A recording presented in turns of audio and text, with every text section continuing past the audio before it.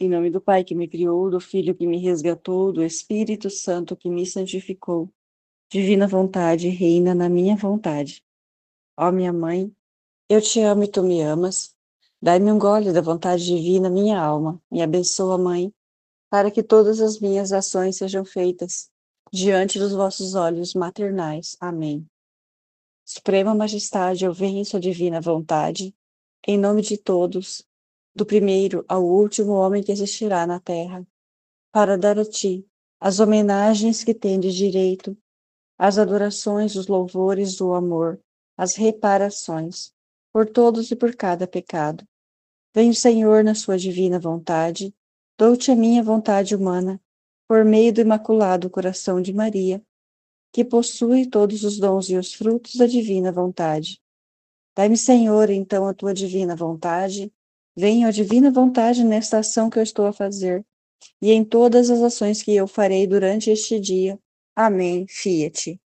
Vinde, Espírito Santo, vinde por meio da poderosa intercessão do Imaculado Coração de Maria, vossa amadíssima esposa e nossa mãe. Amém. Vinde, Espírito Santo, vinde por meio da poderosa intercessão do Imaculado Coração de Maria, vossa amadíssima esposa e nossa mãe. Amém. Vinde, Espírito Santo, vinde por meio da poderosa intercessão do Imaculado Coração de Maria, vossa amadíssima esposa e nossa mãe. Amém. Continuando a leitura do Livro do Céu, volume 3, capítulo 42, 23 de fevereiro de 1900. O sinal mais certo para saber se um estado é a vontade de Deus. Esta manhã, depois de ter perdido quase a esperança de que o bendito Jesus viesse, de improviso veio e me renovou as penas da crucificação e me disse: o tempo chegou, o fim se aproxima, mas a hora é incerta. E eu, sem prestar atenção ao significado das palavras que dizia, Fiquei em dúvida se devia atribuí-lo à minha completa crucificação ou bem os castigos, e disse-lhe: Senhor, quanto temo que meu estado não seja a vontade de Deus. E ele: o sinal mais certo para saber se é minha vontade um estado é que esse sente a força para sustentar esse estado. E eu: se fosse tua vontade, não sucederia esta mudança que não vens como antes. E ele: quando uma pessoa se torna familiar numa família, não se usam tanto essas cerimônias, essas considerações que se usavam antes, quando era estranho. Assim faço eu. No entanto, isto não é sinal que seja vontade dessa família não querer tê-la com eles, nem que não a amem mais que antes. Por isso fica quieta, deixe-me fazer a mim. Não queiras atormentar-te o cérebro, nem perturbar a paz do coração. Quando chegar o tempo oportuno, conhecerás o meu agir. Capítulo 43, 24 de fevereiro de 1900. Luísa resiste à obediência. Esta manhã estava cheia de medo. Acreditava que tudo era fantasia, ou seja, demônio que queria me iludir. Então tudo que via o desprezava e me desagradava. Via o confessor que punha a atenção de que Jesus renovasse as dores da crucificação, e eu tentava resistir. O bendito Jesus, no princípio, me tolerava, mas como o confessor renovava a intenção, então Jesus me disse: minha filha, parece que desta vez faltaremos à obediência. Não sabes tu que a obediência deve selar a alma? E que a obediência deve fazer a alma como suave cera, de modo que o confessor possa dar-lhe a forma que queira? Assim, não levando em conta minhas resistências, me participou as dores da crucificação. E eu, não podendo resistir mais a tudo isso, porque não queria, pelo temor de que não fosse Jesus, tive que sucumbir sob o peso das dores. Seja sempre bendito e tudo seja para glorificá-lo em tudo sempre. Amém. Capítulo 44. 26 de fevereiro de 1900. A divina vontade e felicidade de todos. Depois de ter passado alguns dias de privação, quando no máximo vinha alguma vez como sombra e fugia, eu sentia tal pena que me desfazia em lágrimas. E o bendito Jesus, tendo compaixão da minha dor, veio e me via, e depois me disse: Minha filha, não temas, que não te deixo. Agora, quando estiveres em a minha presença, não quero que te desanimes. Antes, de hoje em diante, quando estiveres privada de mim, quero que tomes minha vontade e que nela te deleites, amando-me e glorificando-me nela, e tendo a minha vontade como se fosse a minha própria pessoa. Fazendo isso, você me dará em suas próprias mãos. Que coisa forma a bem-aventurança no paraíso? Certamente minha divindade. Agora o formará a bem-aventurança de meus amados na terra. Com certeza minha vontade.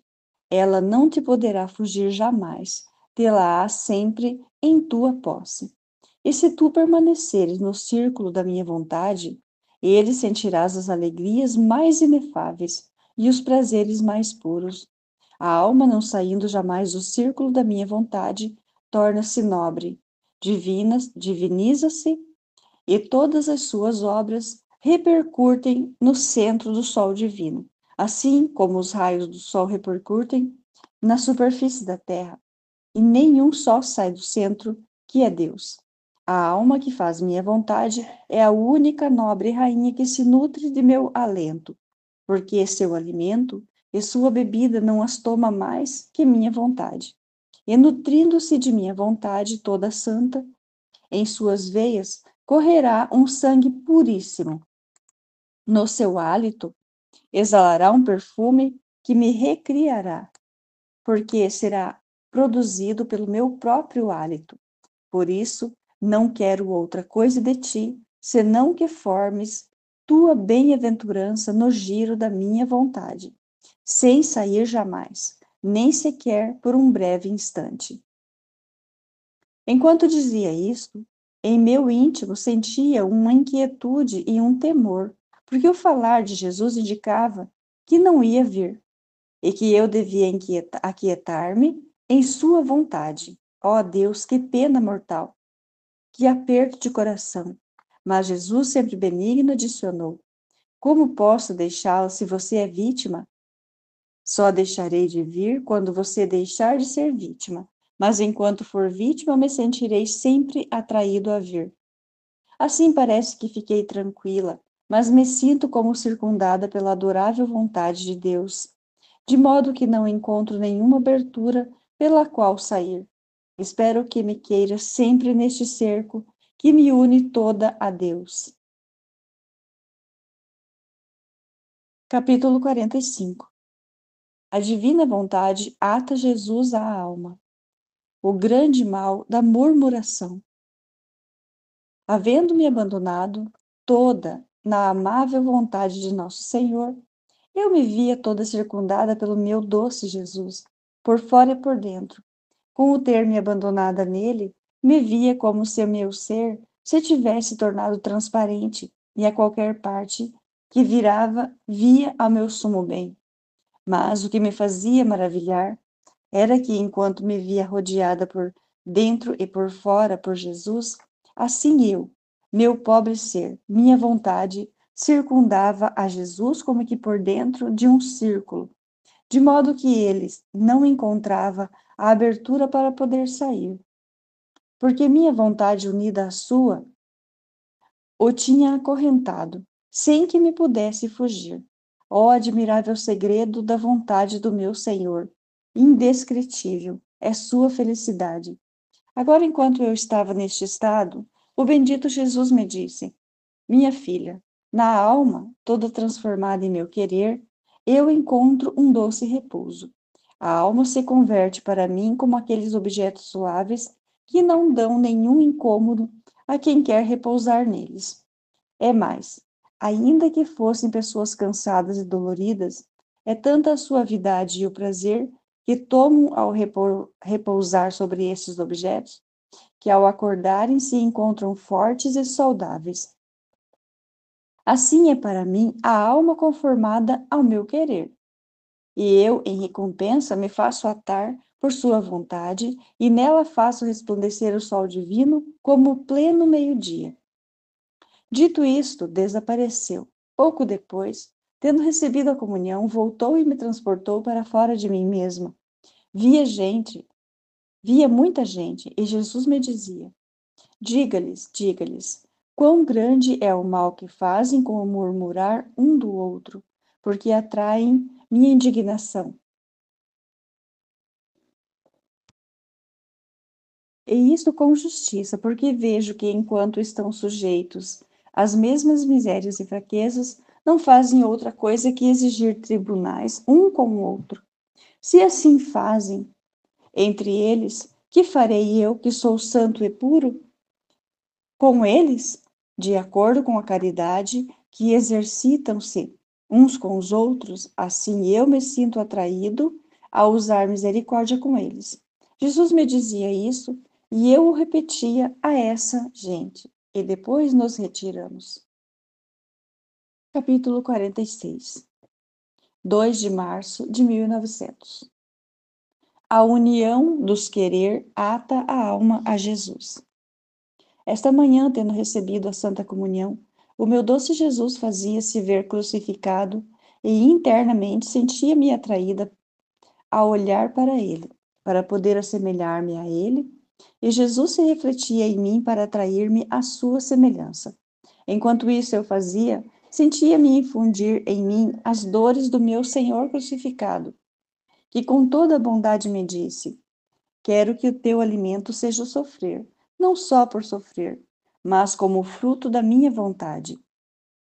O beijo mais sincero que ata mais forte nossa amizade é a união de nossos querer e o nó indissolúvel que nos estreitará em contínuos abraços será o contínuo sofrer.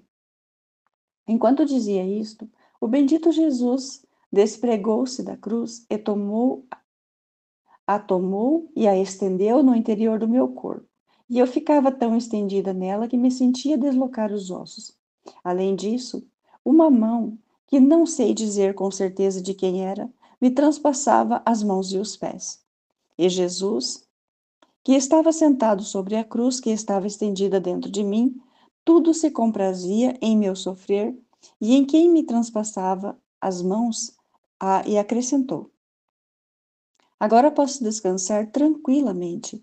Não tenho que tomar nem sequer o incômodo de crucificar-te, porque a obediência quer fazer tudo, e eu livremente te deixo nas mãos da obediência. E, levantando-se da cruz, pôs-se sobre o meu coração para repousar.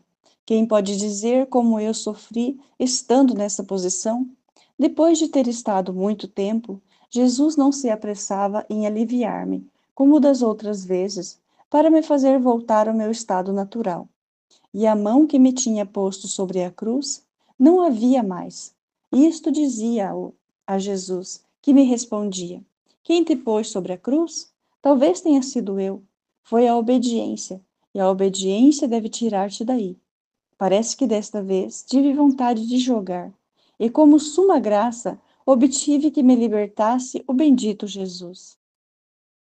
Capítulo 47.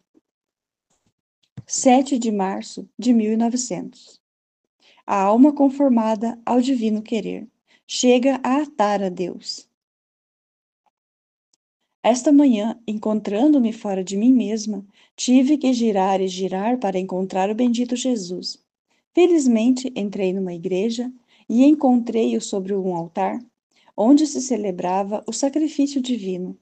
Subitamente corri e abracei-o, dizendo-lhe: finalmente encontrei-te. Fizeste-me girar tanto até me cansar, e tu estavas aqui. E ele, me olhando sério, não com sua habitual benignidade, me disse: esta manhã me sinto muito, muito amargo, e sinto toda a necessidade de pôr as mãos nos castigos para desagravar-me. Eu em seguida, meu amado, não é nada, Remediaremos isto agora. Derramarás em mim tuas amarguras. E assim ficarás desagravado, não é verdade? E ele, condescendente ao meu pedido, derramou em mim suas amarguras. Depois, estreitando-me a ele, como se tivesse se liberado de um grave peso, acrescentou: a alma conformada ao meu querer se sabe infiltrar tanto em minha potência que chega a me atar tudo, e ao seu gosto me desarma como quer. Ah, tu, quantas vezes me amarras? E enquanto isso dizia, tomou seu habitual aspecto doce e benigno. Capítulo 48. 9 de março de 1900. A graça é como o sol. Encontrando-me um pouco perturbada por uma coisa que não é necessária dizer aqui, minha mente queria andar vagando para certificar-se sobre minha turbação e assim ficar em paz. Mas o bendito Jesus, querendo contradizer meu querer, impedia-me que eu pudesse ver o que queria. E como eu insistia em querer ver, me disse: por que quer vir vagando? Não sabes tu que quem sai da minha vontade sai da luz e se confina nas trevas? E querendo me distrair do que eu queria, me transportou para fora de mim mesma e, mudando de assunto, acrescentou: olhe um pouco como os homens são ingratos para mim. Assim como a luz do sol enche toda a terra, de um ponto ao outro, de modo que não há terra que não goze o benefício de sua luz, nem há pessoa que possa lamentar-se de estar privada de suas benéficas influências. Tão é verdade que o sol, investindo a todo o universo, para poder dar luz a todos, toma-o como em sua mão. Só pode lamentar-se de não gozar de sua luz, quem, fugindo de sua mão, vai esconder-se em lugares tenebrosos. Porém, o sol, continuando seu caritativo ofício, não deixa de lhe enviar algum raio de luz de entre seus dedos.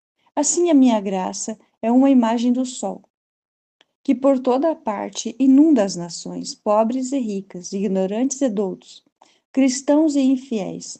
Nenhum pode dizer que está privado dela, porque a luz da verdade e a influência da minha graça enchem a terra, e mais do que o sol do meio-dia. Mas qual é a minha pena ao ver essas nações? Que cruzando esta luz a olhos fechados e enfrentando a minha graça com torrente pestífera de suas iniquidades, desviam-se desta luz e voluntariamente vivem em lugares tenebrosos em meio de cruéis inimigos? Elas estão expostas a mil perigos, porque não tendo luz, não podem conhecer claramente se encontram no meio de inimigos ou de amigos, nem fugir dos perigos que os cercam. Ah, se o sol tivesse razão e os homens lhe pudessem fazer esta afronta à sua luz, e que alguns chegassem a tal ingratidão que, para desprezar e não ver seu resplendor, arrancariam os olhos, e assim ficam mais seguros de viver nas trevas. Aí o sol, em vez de mandar luz, mandaria lamentos e lágrimas de dor, até perturbar toda a natureza. Não obstante, o que os homens teriam o horror de fazer à luz natural? Chegam a tal excesso de enfrentar desse modo a minha graça. Mas a minha graça, sempre benigna com eles, no meio das mesmas trevas e da loucura da sua cegueira, manda sempre resplendores de luz, porque a minha graça jamais deixa a ninguém, senão que o homem voluntariamente se afasta dela. E a graça não o tem em si. Tenta segui-lo com o fulgor da sua luz.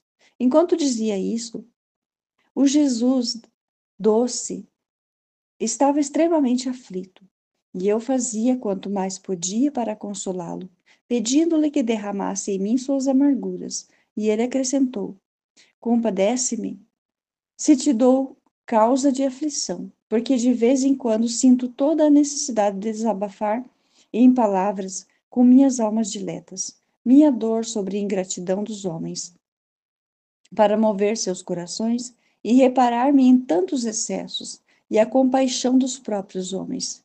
E eu, Senhor, o que eu gostaria é que não me impedisses de participar nas tuas penas. E querendo eu dizer mais, desapareceu e eu retornei em mim mesma. Capítulo 49. 10 de março de 1900. Efeitos do sofrimento. Esta manhã, tendo recebido a Santa Comunhão, via o meu amado Jesus como menino, com uma lança na mão, em atitude de me querer trespassar o coração. E como tinha dito uma coisa ao confessor, Jesus, querendo repreender-me, disse-me: Tu queres afastar o sofrimento, e eu quero que comeces uma nova vida de sofrimentos e de obediência. E enquanto isso dizia, trespassou-me o coração com uma lança e depois acrescentou: Assim como o fogo arde, segundo a lenha que se lhe põe, e assim tem maior atividade em queimar e consumir os objetos que se lançam nele, e por quanto maior é o fogo, outro tanto maior é o calor e a luz que contém. Assim o sofrimento e a obediência. Quanto maior, tanto mais a alma se torna hábil para destruir o que é material, e a obediência, como a macia cera, lhe dá a forma que quer. Capítulo 50. 11 de março de 1900. Encontro com uma alma no purgatório. Continua quase sempre o mesmo. Esta manhã vi o bom Jesus mais aflito do que de costume, ameaçando com uma mortandade de gente, e vi em certos lugares que muitos morriam. Depois passei pelo purgatório e, reconhecendo a uma amiga falecida, perguntava-lhe várias coisas sobre meu estado, especialmente se é verdade de Deus este estado, se é verdade que é Jesus que vem, ou bem o demônio, porque ele dizia: Como tu te encontras diante da verdade, te conheces com clareza as coisas. Sem que possas enganar-te, podes dizer-me a verdade sobre as minhas circunstâncias. E ela disse-me: Não temas, o teu estado é a vontade de Deus, e Jesus ama-te muito. Por isso manifesta-se a ti. E eu, dizendo algumas das minhas dúvidas, pedi-lhe que visse ante a luz da verdade se eram verdadeiras ou falsas, e fizesse-me a caridade de me vir dizer. E que se eu fizesse, eu em recompensa mandava-lhe celebrar uma missa em sufrágio, e ela acrescentou: Se o que quer o Senhor, porque nós estávamos, se o que quer o Senhor, porque nós estamos tão imersos em Deus que não podemos sequer mover as pestanas, se não concorre Ele. Nós habitamos em Deus como uma pessoa que habitasse em outro corpo, que tanto pode pensar, falar, agir, caminhar, porque é dado por aquele corpo que a circunda por fora, porque em nós não é como nós vemos, não é em vós que tendes o livre-arbítrio. A própria vontade terminou. Nossa vontade é só a vontade de Deus. Dela vivemos. Nela encontramos todo o nosso contentamento e ela forma todo o nosso bem e nossa glória. E mostrando uma satisfação indescritível por esta vontade de Deus, nos separamos. Capítulo 51. 14 de março de 1900. Modo para atrair as almas ao catolicismo.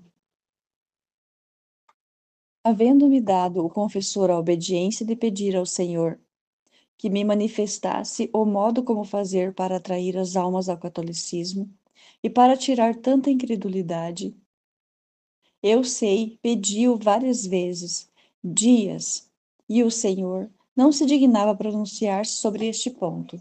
Finalmente, esta manhã, me encontrei fora de mim mesma, transportada dentro de um jardim, que me parecia ser o jardim da igreja, e ali estavam muitos sacerdotes e outras dignidades que discutiam sobre este tema. E enquanto discutiam, saía um cão de desmensurado tamanho e força, e a maioria dessas pessoas ficavam tão assustadas e debilitadas que chegavam a fazer-se morder por aquela besta, e depois retiravam-se como covardes da empresa. Aquele cão enfurecido não tinha força para morder para morder aqueles que tinham como centro Jesus. No próprio coração, que, portanto, vinha a formar o centro de todas as suas ações, pensamentos e desejos. Assim, Jesus formava o selo dessas pessoas, e aquela besta ficava tão fraca que não tinha força nem sequer de respirar. Agora, enquanto discutiam, eu ouvia a Jesus, que desde detrás de minhas costas dizia: todas as demais sociedades conhecem quem pertence ao seu partido. Só a minha igreja não conhece quem são os seus. O primeiro passo é conhecer quem são aqueles que lhe pertencem, e a estes podeis conhecê-los, estabelecendo um dia, uma reunião na qual convidareis aqueles que são católicos a irem a um lugar destinado para tal reunião, e aí, com a ajuda dos católicos leigos, estabelecer o que convém fazer. O segundo passo é obrigar à confissão aqueles católicos que intervêm nisto, pois esta é a coisa principal que renova o homem e forma os verdadeiros católicos. E isto não só aqueles que se encontram presentes, mas obrigar aqueles que são patrões a obrigar os seus súditos à confissão. E se não o conseguem pelas boas, mesmo despedindo-os do seu serviço. Quando cada sacerdote tiver formado o corpo de seus católicos, então poderão encaminhar-se a outros passos superiores, porque reconhecer a oportunidade do tempo, como entrar nos partidos e a prudência de expor-se, é como a poda às árvores, que faz produzir frutos grandes e maduros.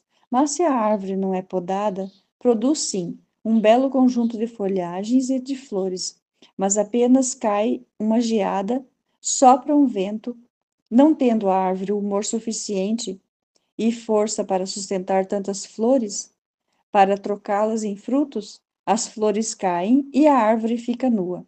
Assim, acontece nas coisas da religião.